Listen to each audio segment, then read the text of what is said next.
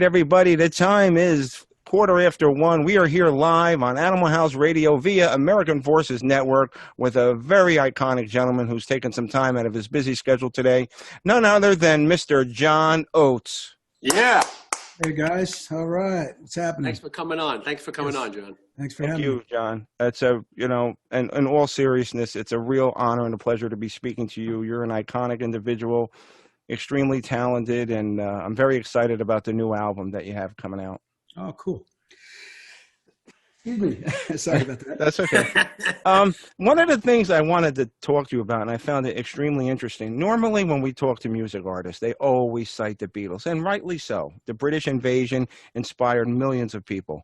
But Inspired me, that's for sure. Yeah, and I saw that you said, a lot of people forget before the British invasion happened, and I think that's where you got a lot of your inspiration from.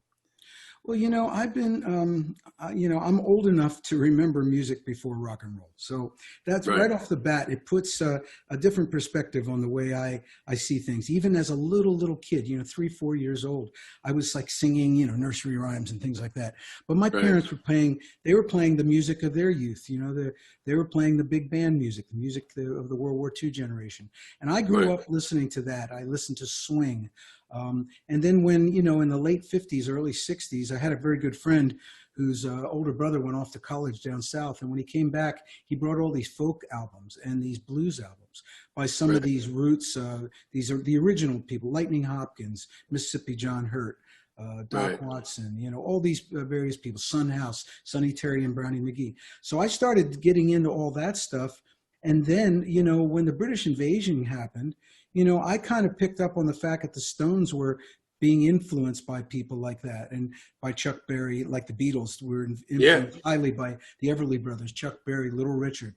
They even did covers of some of their songs.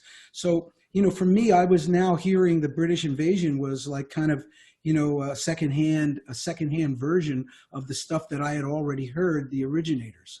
So that's really where, I come from in terms of my roots and my musical DNA.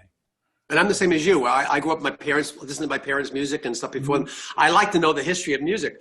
The kids these days, they don't want to know anything that happened before them. But my generation, your generation, we listen to stuff before. We like to know the history of stuff, where it came from. That's one of the reasons I made the Arkansas album. And the Arkansas album, of course, led to this live album, because it's the live version of those songs. I realize there's a generation of people who think that American popular music started with rock and roll. American popular music started when they invented a radio and when they invented a record player. Absolutely. So that goes back to the teens and the 20s, 1920s. Not the 2020s. So when I realized that, I thought it'd be cool to shine a light on some of this music that really paved the way for for big band and for the blues and for rock and roll, really. Yeah. Blues has a tremendous history in our culture. I think at some point people forgot about it, and I noticed though in the past 10 years or so, there's been a resurgence of a lot of artists gravitating towards doing blues albums, even though that's not their main genre. They just wanted to, like Rick Springfield did a blues album. You guys are doing a blues album.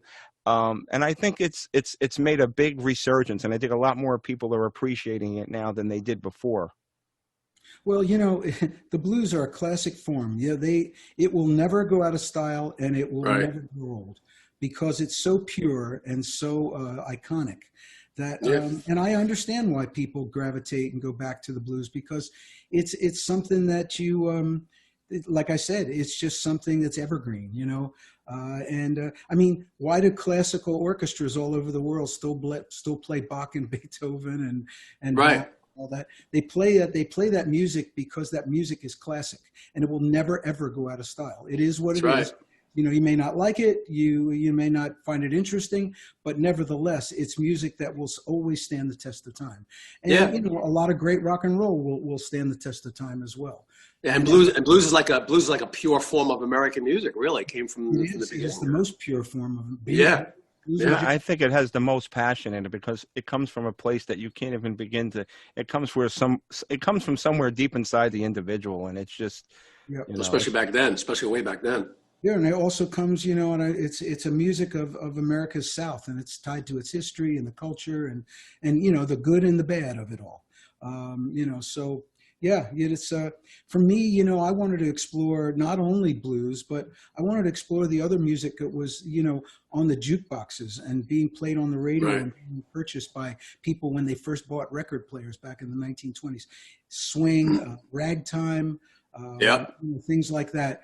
That stuff was incredibly popular back in those days. You yeah. know, Yeah. I think, you know, we take it for granted because we've got music everywhere. You know, you've got music on your computer, you've got music on your phone, you got music on the radio, music on television. But, you know, you think about the concept of the fact that when a record player was invented and radio was invented, for the first time, people could hear music in their homes and they didn't have to go and hear someone play live. Right. So that's it. You know, of course, for us, it just seems like, wow, what's the big deal? But in those days, that was an incredibly revolutionary idea. Yeah. You could hear music in your house. Right. Right. You could hear someone State of the art back then. It's like when color TV came out. Everybody went, "Wow, color TV, Right. remote control! Oh my God!" It looks like real life yeah, except if you remember what early color TV looked like, it didn't really look like real life. No, but it was so much better than black and white, though. It was so cool. Hey, When I was a kid, I was the remote control. I was the remote control when I was a kid. the same thing happens with like sports on TV. I watch some old classic football games, and you know, Yeah.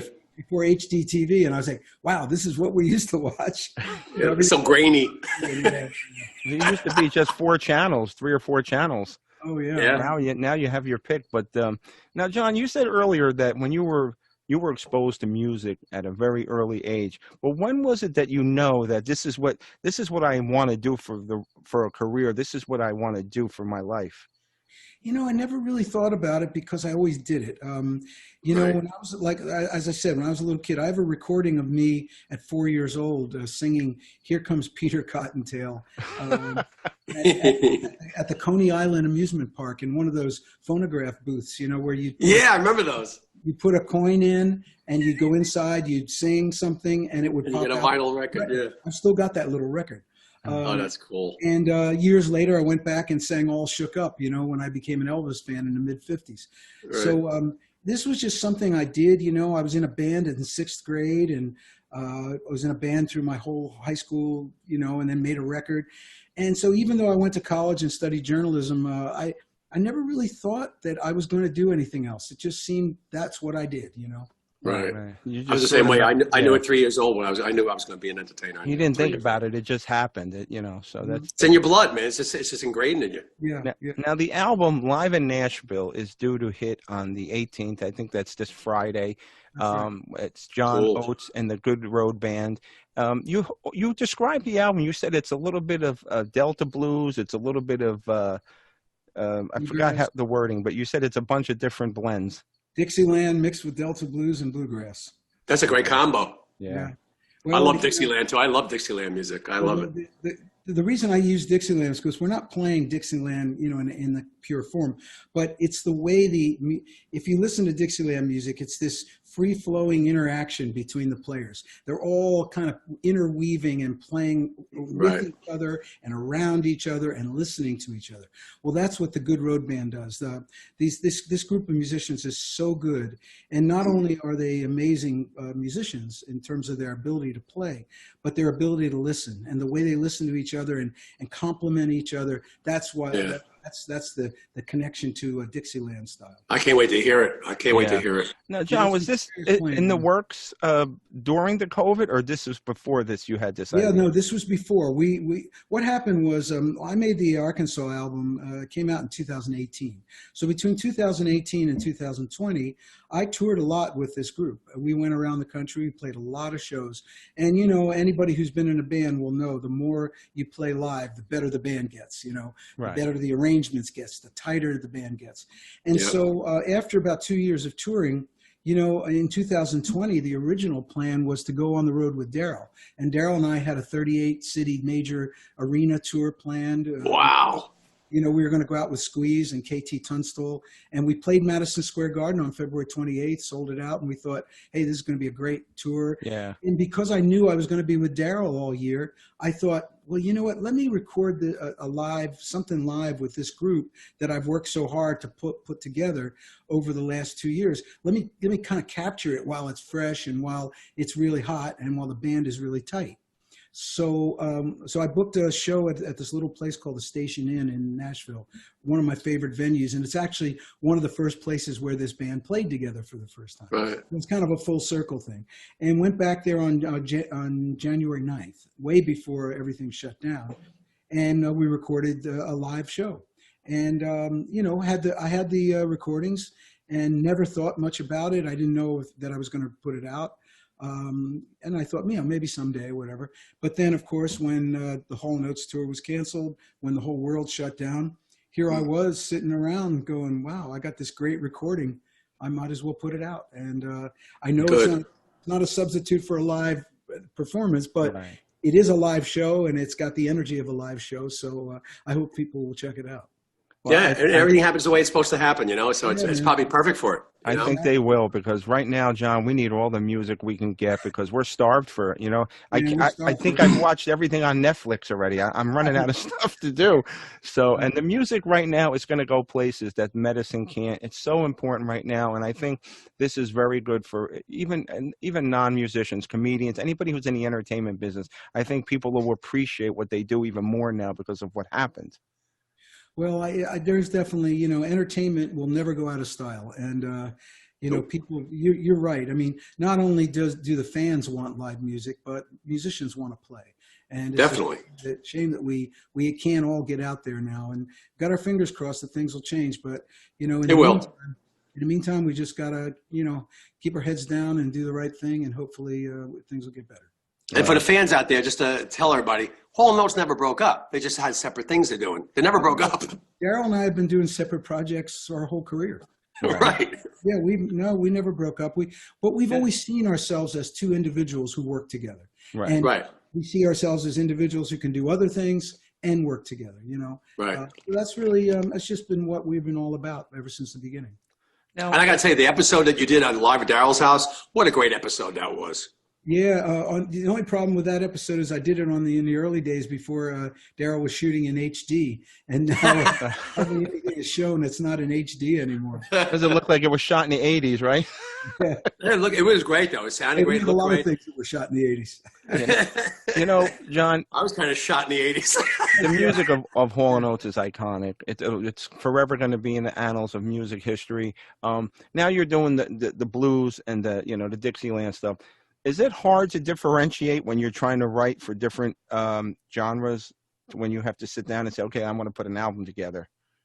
Well, I think the basics of writing never really changes. You know, it's the magic of creating something from nothing. You know, trying to find an emotion or a situation that you can, you know, recraft into a musical expression that people can relate to. Now with this album, with the Live from Nashville album and the Arkansas album that came before it, most of the songs were covers. I did, you know, everything from Blind Blake to Mississippi John Hurt, Jimmy Rogers, and, you know, I even have a Johnny Cash track that I covered on the Live album. Oh, wow. Yeah. Don Gibson. So, you know, I didn't do a lot of writing. I wrote 2 or 3 originals. And those I try to write them in the style of the other music. So it really, it was pretty easy to go in that direction because I already had I had a rule book, you know, so to speak. Right. I'm a writer also, and it's hard to explain to people that don't write how the feeling when it just comes through you like that. How do you explain that to people? You can't. You can't. You don't know where it comes from. It just comes out. It's like, it's weird, like a middleman. You pray that's going to happen. It doesn't always happen, you know. Like when you get writer's block for you can't write for a couple of months. It's over. I'm dry, and then all of a sudden, boom, all this stuff comes flying out again. You know, for me, you can't explain that. It's like exercising a muscle. You know, when you don't exercise, it's really hard to get started. But once I get started, I get on a roll. I've been writing a lot. I'm involved in a movie project called Gringa. It's about a young girl who goes to find her father in Mexico, and oh wow, I've been writing for that movie, and that's been cool because I had a script. And the script gave me a place to start gave me some Right. information to, hey, here's a scene, So that was it made it a little easier. I've written Yeah. five songs for that, and I've collaborated with a young female singer from Mexico City. Sang in Spanish for the first time, which is Oh, kind of cool. Oh, wow. that movie. Hopefully, will come out at the end of the year or the beginning of next year. Oh, we'll That's definitely great. look forward to that. You grew up in New York? Is that where you grew up in New York? Well, not sort of. My family is from New York. I was born in New York City. I lived there until I was 4, but my father got relocated to Pennsylvania. Okay, so that's where you're Philly. Okay. We moved to Pennsylvania and outside of Philadelphia. That's where I really grew up. But my Right. parents, and the rest of the family were all New York based. So throughout my childhood, every weekend we basically drove to New York and spent Just to get pizza, right? You can't get it in Pennsylvania. Actually, to eat my grandmother's food is why. There you There go. you go. There you go. Now, with this COVID-19, John, everybody's down. The CDC is everybody's booking agent until they say otherwise. I know all the artists want to get out and perform. You personally, I would imagine, being, quarantine, it would spark a lot of creativity. But how are you handling the COVID, the downtime personally? Well, in the beginning, like all of us, it was very hard adjustment to figure, after a few weeks of being home and with nothing going on, I realized this is probably the longest I've been off in my entire professional career. Right. Right. In the early 70s. And then I had the realization, well, this is kind of like being retired. And I didn't like that concept very much. Right. No. I'm too driven to do things. And then I kind of embraced it. I said, well, you know what? If I'm going to sit at home, first thing I did was I revamped my little home studio. I hadn't been using my home studio very much because they got these incredible studios here in Nashville. Right. I got out my little MIDI keyboard and I got out my mics and, kind of reconfigured everything, tweaked it up a bit. And then I started using it and writing. And then I started doing some Zoom writing sessions, which I wasn't sure how that was going to work. And at first it was awkward. But then I started writing with some young people who were really comfortable in that, virtual world. And I got going on that. And now I'm writing on Zoom sessions around the world, which is kind of Wow, that's amazing. That's fantastic. Yeah. Nashville is I speak to so many artists. Everybody's relocating there. That's the place to be right now. I mean, Especially a writer. Yeah, it's it's definitely made a resurgence, and it's much more than everybody used to think. Like the Grand Ole Opry. Oh my God. Yeah, it is. They call it Music City, and now it truly is Music City on every level. I mean, there's so many artists who live here and work here that the world probably doesn't realize. Right. There's heavy metal bands. There's there's rap, there's blues, there's tons of roots music. The Americana Music Association is huge. Right. And you've got all the greats in Americana are here.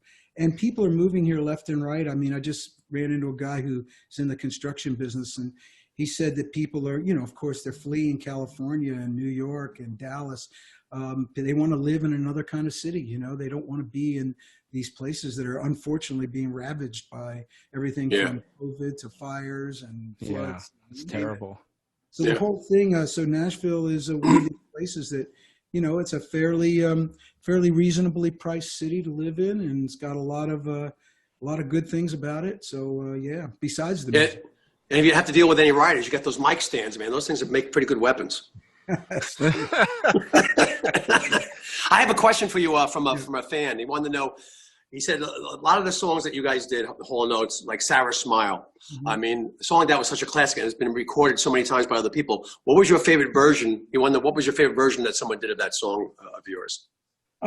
Boy, I don't know about Sarah's Smile. I don't know if I have a favorite version of that. I know that She's Gone was recovered by Lou Rawls, and it was also covered by a group called Tavares. Tavares, right. They had a #1 R&B song with it. Yeah. And then, we haven't had a lot of covers, but we've had a lot of samples on I Can't Go For That. I mean, yeah, I know. I Can't Go For That might be one of the most sampled songs of all time. Right. I can't even begin to count the amount of samples on that song, Yeah. The show is syndicated on American Forces Network, and I wanted to just let you know that we get a lot of emails whenever we have somebody as iconic as you on, and they always tell me the same thing. especially those soldiers. I mean, if you're in Alabama stations, it's pretty easy to get in touch with your relatives. But when you're in a forward area and you have very little options of internet, TV, whatever, it's the music of Hall and Oates and your solo projects and TV shows like Sanford and Son and Everybody Loves Raymond. That makes the difference for these men and women out there. And I just wanted to thank you on their behalf, because when they found out, when we sent out the blast that you were going to be on, you have no idea the outpouring of, tell him that, you know, Hall and Oates music and his music and all artists, it gets them through the best and the worst of times.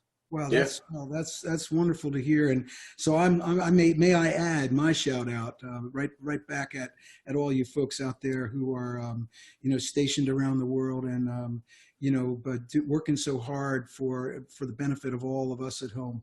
I have a great respect for the people in the armed services, and I really just say thank you, and I appreciate it. And if our music can lighten your load a little bit, you know, well then it's a small thank you that we can throw in your direction. Absolutely. That's one thing about music. That's one thing about music. It's universal. I mean, I play countries where they don't speak English, but they know the songs phonetically. It's amazing. It's one of those. It's one of America's greatest exports. I hear you.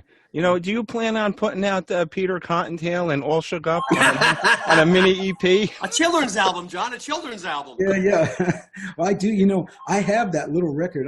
I've got it put away, and you know, it's so old. I mean, you know, this was done in 1951. So it is this little tiny vinyl thing, you know. And I remember them. Yeah. It feels like a piece of paper, you know. So I bet you could play it once, it would probably disintegrate. You got transferred the first time you play it. That's all. Really. Oh my God.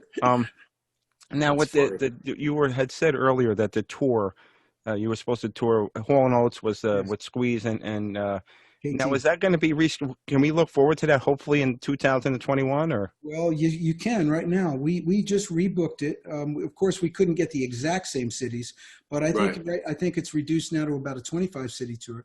But yes, it is rebooked as of August of 21. Now, you know, as we all know, it's week by week, month by month. Who knows? But we've got our fingers crossed, and if things go in a positive direction, then yes, we will be out there in 21 for sure. Yeah, you may be able to add in front of it too. You never know. Hopefully you guys get to the Northeast, because I'd love to bring some veterans out to the show. And we are definitely going to play. We always play the Northeast. I mean, you know, they're from there. They have to play there. New York, Philadelphia, you know, Connecticut, New Jersey, Boston. Yeah. We always hit it pretty hard there. Wow, that's great. You know what, John? And if where can they go on the website, johnoates.com, to get the new album? johnoates.com. I have a very active Instagram page with all kinds of stuff. hallandoates.com, one word, Hall and Oates. Has all the, you know, information you'll probably ever want. And and if you, so like I said, I've been moving a lot into Instagram and Facebook. So if you want to check out, it's called John Oates Official is my Instagram handle. And I've got a Facebook page and all that kind of stuff. Are you still racing cars still or no? Well, I don't race anymore, but I still like cars. I like to drive. I do some track days every once in a while. You know, I get out on the track and just drive a little bit, get my yah-yahs out that way. But no, that my days of competing are over. I don't blame you. It's too dangerous. But I enjoy, I enjoy getting out on a country road on a, you know, nice Sunday morning, you know, when it's quiet, and just driving a little bit and clear my head. Don't put on the radio, you know, just listen to the motor, you know, that kind of thing. Yeah. Hey, John. I find I can't listen to the radio when I drive. I can't, because I seem to drive faster. Yeah, right. Get you jazzed, right? It depends on what you're listening to, too.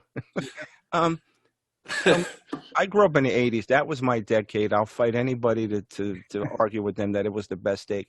60s and 70s. You missed it by 20 years. Well, that's okay. I mean, I appreciate it, but for me, the 80s was very special. John, now that you know, that was in your heyday. What do you miss the most about the 80s, and what do you remember the most? You know, interestingly enough, for me, you know, Daryl and I made our first album in 72. And we had we had some success, you know, in the middle of 72 with Rich Girl, Sarah Smile, and She's Gone. Then we had a little bit of a downturn at the end of the 70s, but then exploded in the 80s with obviously a lot of hits that everyone knows. But I have to say, I had way more fun in the 70s. And Me too. I'll tell you why. Everything was new. Every city we went to was new. It was a new experience. It was about trying to develop the band, trying to be better at putting on a show, trying to make a better record. By the time we got to the 80s, we had 10 years of professional touring and recording under our belts. Right. And we were totally prepared for the success that came our way. But the 80s were a blur. I mean, we were so successful and so busy touring around the world. And the demands on our time were ridiculous. So I don't remember much about the 80s. Yeah, it's a blur for me too. It was just, for a lot of reasons. But I felt like I wrote, recorded, and toured. Wrote, recorded, and toured. Wrote, recorded, and toured. Right. That's the way the 80s were for me. And, you know, at the end of the 80s, we had this incredible series of events. You know, We Are the World. We did a live show at the Apollo Theater with Eddie Kendrick and David Ruffin. Yes. And then we did Live Aid with Mick Jagger, and we brought out David and Tina Turner. And that was the way we kind of capped off the 80s. So it was like we went out in a blaze of glory, and we realized that there was not much more we could do. You know, I mean, if we didn't have a number one record at that point, it was almost like a failure, which is kind of weird. You know, You set the bar high. Well, we set our own bar high, and I think we wanted to go out before it imploded on us, and I think we did the right thing because it gave us a breath of a chance to regroup, and then, you know, still be around today. The best thing about the 70s also, another thing about the 70s was there was so many venues, there were so many places to play. Oh yeah, to hone your craft and get better and play. You know. You know, we played small clubs, we played colleges, and you know, we didn't have such a demand on our time because we weren't that popular. So we'd go to a place and we'd stay there for a day or two, and we'd party with the locals and hang out, and then we drive to another place, you know. And like I said, every city was new, every state, you know, barbecue in Alabama, you know, crawfish in Louisiana, you know. It was all like just this great, you know, experience. You know, I remember sleeping at clubs sometimes, and we'd write late at night. We'd just sleep in the club and just write. Yeah, it was a whole different world. See, the problem is that, and I see a lot of bands fall into this. I mean, I remember you guys from the 70s because I listened to AM radio and I was a big fan. But, you know, and the same thing with ZZ Top too. And, you know, everybody only goes, their point of reference is from MTV and on. And they're like, you don't realize that these bands have a history that you guys didn't even realize about, meaning that, you know, the general population. But that's why the 80s was great for me, because I think the explosion of MTV was such a catalyst at that time. And I think it changed the face of music, I mean, forever, and positively, though. Well, it did. I mean, it made, you know, Daryl and I never really embraced the video, you know, thing that much. We did our videos and we had some good ones and some real stinkers, but, you know, it was really more about promoting ourselves. It was just such an amazing way to get our great exposure. Whereas people like Madonna, whose career kind of started with MTV, their videos and their music were just as their videos were just as important as their music. Whereas for us, it was always about the music, and it was just, you know, just the way that we, you know, I mean, and the other thing is that, you know, I don't think people realize that, you know, when MTV hit, you know, we were in our 30s, you know, we weren't in our 20s or teenagers anymore. And we had a lot of experience. And I think, you know, you don't see that so much in pop music anymore, you know. It's all about, you know, younger and younger and younger. But a lot of the artists that you saw that were huge on MTV were older. They were seasoned already, And the young people these days, they sign away the publishing rights. They don't know any better. They just sign away everything. They don't even know. You know, yeah, we did too. So. Well, because you want the deal, you want the record deal. You know? You take what you can get. You know. One of the biggest things I think is such a compliment to bands like Hall & Oates and all the bands from the 70s and 80s. When you play now, like say the tour hadn't gotten canceled and you were going out with Squeeze, you know, when you first did it back then, you're playing one generation. Now you have 5 and 6 generations, and they know the music just as well as the core audience that started with you guys. And I think that's the most amazing thing. It is amazing. I look out in the audience when we play, Daryl and I play, and it blows my mind. You got, like, as you said, kids, you know, their friends, their parents, their grandparents, and everything. It's just amazing. And you know, I think that's the biggest compliment you can have as a musician, to know that your music somehow communicates and resonates across the generations. It's a testament to the music. It definitely is. It is for sure. And I always believe that the best thing is melodies. You have a great melody, it's good in any style. It's good in any generation. It's all about melodies, you know. We come from the era where chords and melody were kind of the foundation of the songs that we did. Things have changed. They've gone in a much more rhythmic direction now. Rhythm and production seems to be really the hallmark of modern pop music. I think they got away from. And like, listen, I'm not knocking the new. I give anybody credit. I'm not a singer. I don't have a voice. I give everybody credit to want to dream and get up there. But some of the music they put out, it's like they just put it out to put it out. It doesn't. Carlo, you could sing. There's auto-tune. You could sing now. Yeah, well, I'm not going to try, but I'm not as charismatic as John Oates here. But no, but it just seems like it doesn't have any passion anymore. It just seems like it's just put out just to grab the audience. Mechanical. It's mechanical. Yeah. Well, you never know. I remember my parent, a lot of my people in my parents' generation saying rock and roll would never last, so they couldn't relate to it. I want to try to keep an open mind as best I can. There is a lot of great pop music being made. There is. It's just not as abundant. Back when we were our age, I'm near your age, but back in those days, when you were a kid, you listened to the radio, you heard all different styles on the radio. Now, each station has its own niche, so kids aren't getting the diversity of music at all. Yeah, although the kids can find it on the internet. They can find if they want. Kinds of stuff, yeah. Right. Yeah. And it's just a matter. The good thing about the music of today is that there's a lot of it out there, and the bad thing is that there's a lot of it out there. Yeah, right. Exactly. Double-edged sword, yeah. Yeah, but you're right. Though. Everything does go back to blues, and everything does go back to blues. Even Led Zeppelin. Everybody said, "What heavy metal group?" But they were blues oriented. Oh yeah, they were. I noticed we share the same headphones. These are the industry standard. These are the best. These are the benchmark of anybody. I've had these since the '80s. I'm telling you, they are the best. Everybody uses them. Man. I still have my SM58 microphone. Oh my God. I still use them. Yeah. But John, John, out of style.